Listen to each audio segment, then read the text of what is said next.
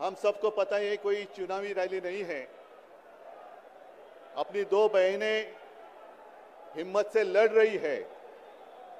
अगर बहन हिम्मत से लड़ रही है तो भाई कैसे पीछे रहेगा। और इसलिए हम सब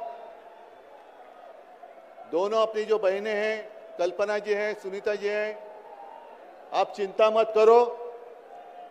सिर्फ हमें नहीं, पूरा अपना देश, हिंदुस्तान आपके साथ में है। देश में जो स्थिति है मैं दोहराना नहीं चाहूंगा। कुछ दिन पहले आशंका थी कि क्या हमारा देश तानाशाही की ओर चल रहा है, लेकिन अब वो आशंका नहीं रही, अब वो सच्चाई है। अगर बीजेपी सरकार को ऐसे लग रहा होगा कि अरविंद जी को अरेस्ट किया, हेमंत जी को अरेस्ट किया तो लोग डर जाएंगे, लेकिन उनको आज तक पता नहीं, उन्होंने अपने देशवासियों को कभी पहचाना नहीं। मेरे भारत का हर कोई डरने वाला नहीं, लड़ने वाला है। और अगर हिम्मत है तो बाकी आपकी सारी एजेंसीज हैं, ईडी, सीबीआई, इनकम टैक्स, जैसे हम इंडिया गठबंधन बनाकर सबके सामने आए हैं।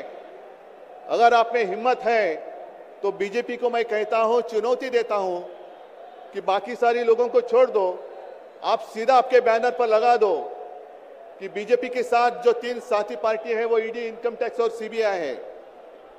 लेकिन अब समय आया है, कितने दिन तक हम उनकी आलोचना करते रहेंगे। अब तो उनका सपना ऐसा है कि 400 पार। मैं पूरे देश को आह्वान करना चाहता हूं कि एक व्यक्ति और एक पार्टी की सरकार देश के लिए खतरनाक हो गई है, और अब वो समय आया है कि एक पार्टी और एक व्यक्ति की सरकार नहीं चलेगी।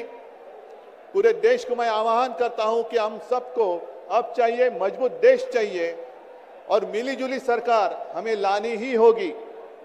देश में जितने सारे प्रांत हैं, जितने सारे राज्य हैं, उनका सम्मान करने वाली सर्वतोमुखी सरकार अगर हम लाते हैं तो ही देश बच सकता है, नहीं तो फिर आपका सवाल है, आपका भविष्य आप किसके हाथ में देना चाहते हो। हम सारे आए हैं चुनाव के प्रचार के लिए नहीं आए हैं, हम प्रजातंत्र की रक्षा के लिए आए हैं। और कैसी सरकार है, अरविंद जी के ऊपर इल्जाम लगा दिया, डाल दिया जेल में, हेमंत जी के ऊपर इल्जाम लगा दिया, डाल दिया जेल में। ये कौन सा तरीका है।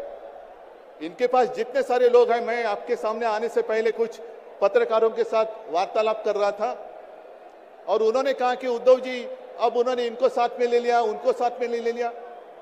जिनके ऊपर भ्रष्टाचार के आरोप खुद भाजपा ने लगाए थे, उनको उन्होंने वॉशिंग मशीन में डालकर साफ सुथरा नहला धोला कर अपने मंच पर विराजित कर दिया। तो आप क्या विश्वास रख सकते हैं। जितने देश में भ्रष्ट लोग हैं, उन सारे लोगों को इकट्ठा लेकर बीजेपी देश को विकास के राह पर लेके जा सकता है। भ्रष्ट लोग देश का विकास कर सकते हैं। तो ये सारी उनकी जो बातें हैं, आज जो अपनी रैली है, किसी ने कहा कि बीजेपी ने इस रैली को ठगों का मेला कहा है। क्या आप सारे लोग ठग हैं। मेरे देश के वासी, मेरे देश प्रेमी लोग क्या ठग हैं। ये तो भ्रष्ट लोग हैं, भ्रष्टाचारी लोग हैं जो भाजपा में है, जुमलेबाज लोग हैं।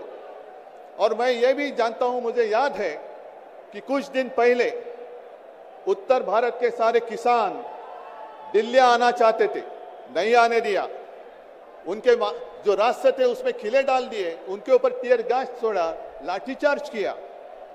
तो मैं पूरे देश के किसानों का आह्वान करता हूं, आप अन्नदाता हो, आप अन्नदाता हो, अन्नदाता देवो भव हमारी संस्कृति है।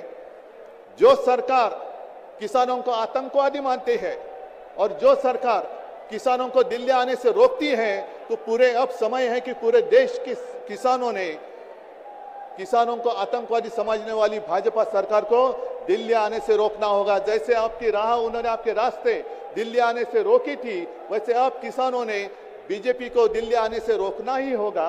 और एक नारा जो मैंने मुंबई में दिया था, वो जो कहते हैं कि आपकी बार 400 पार, मैं आपको आह्वान करता हूं कि जहां से आप आए हुए हैं, आप जाओ, अपने घर पे जाओ, जहां भी जाएंगे, गांव में जाओ, लेकिन एक नारा आपको देना होगा तानाशाही के खिलाफ, अब की बार भाजपा तड़ी पार।